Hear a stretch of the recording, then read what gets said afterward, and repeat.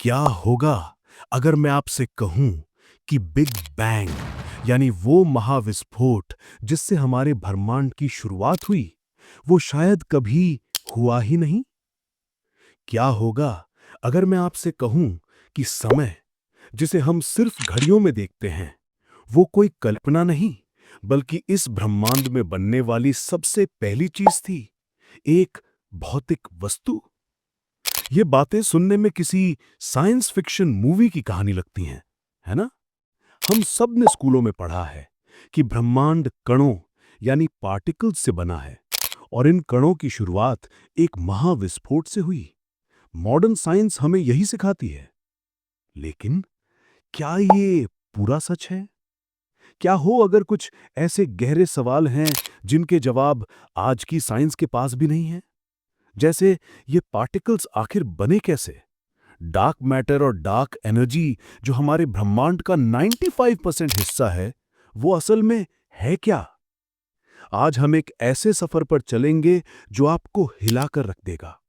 एक ऐसा सफर जो हमें मॉडर्न साइंस की सीमाओं से परे हजारों साल पुराने भारत के उस प्राचीन ज्ञान की ओर ले जाएगा जो ब्रह्मांड के सबसे गहरे रहस्यों को उजागर करता है। ये ज्ञान छिपा है वैदिक भौतिकी में, यानी वैदिक फिजिक्स में। तो क्या है ये वैदिक भौतिकी और ये आज की मॉडर्न साइंस को चैलेंज कैसे करती है? विशाल आर्या की किताब इंट्रोडक्शन टू वैदिक फिजिक्स हमें बताती है कि हमारे ऋषि मुनि ब्रह्मांड को एक मशीन की तरह नहीं, बल्कि एक जीवंत चैतन्य रचना यानी कॉन्शियस क्रिएशन की तरह देखते थे। मॉडर्न साइंस की यात्रा फोटॉन्स और क्वार्क्स जैसे कणों से शुरू होती है, लेकिन वो ये नहीं बता पाती कि ये कण आखिर बने कैसे। यहीं पर वैदिक विज्ञान एक कदम और आगे जाता है। वो हमें उस अवस्था में ले जाता है जब कुछ भी नहीं था, न तारे, न ग्रह, न समय और न ही स्पेस। उस अवस्था को कहते हैं प्रकृति। कल्पना कीजिए एक अनंत शांत महासागर की, जिसमें कोई हलचल नहीं, कोई तरंग नहीं। ये प्रकृति है, ब्रह्मांड का बीज, जहां ऊर्जा और पदार्थ अपनी सबसे शुद्ध और संतुलित अवस्था में हैं। तो फिर इस शांति से ये विशाल ब्रह्मांड बना कैसे? वैदिक विज्ञान कहता है कि इस महासागर में पहली हलचल एक चैतन्य सत्ता ने की, और वो पहली हलचल थी एक कंपन, एक वाइब्रेशन, जिसे हम सब जानते हैं ओम के नाम से। और इस ओम की ध्वनि से जो सबसे पहली चीज बनी, वो था काल यानी टाइम।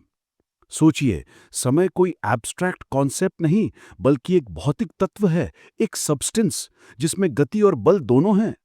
ये वो शक्ति है जो बाकी सब कुछ बनाने के लिए प्रकृति को स्टिम्युलेट करती है।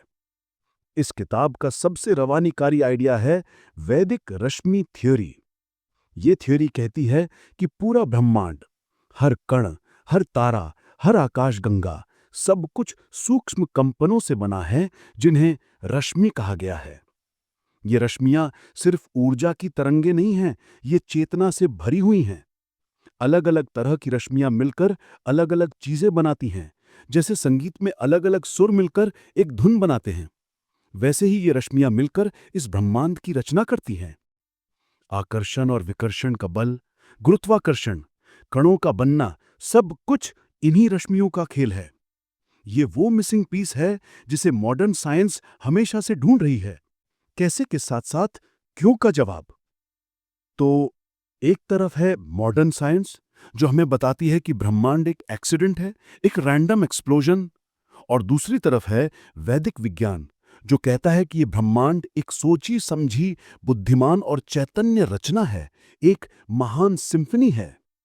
ये ज्ञान सिर्फ एक थियरी नहीं है, ये हमें हमारे अस्तित्व को देखने का एक नया नजरिया देता है। ये हमें याद दिलाता है कि हम एक बेजान मशीन का हिस्सा नहीं, बल्कि एक जीवित सांस लेते हुए ब्रह्मांड का हिस्सा हैं। अब सवाल ये है कि आप क्या मानते हैं? क्या ब्रह्मांड सिर्फ एक फिजिकल एक्सीडेंट है या एक कॉन्शियस क्रिएशन? अपने विचार नीचे कमेंट्स में जरूर बताइएगा। अगर इस प्राचीन ज्ञान ने आपके मन में भी कोई चिंगारी जलाई है, तो इस वीडियो को लाइक करें और ऐसे ही गहरे रहस्यों को जानने के लिए हमारे चैनल को सब्सक्राइब करना ना भूलें। मिलते हैं अगले वीडियो में।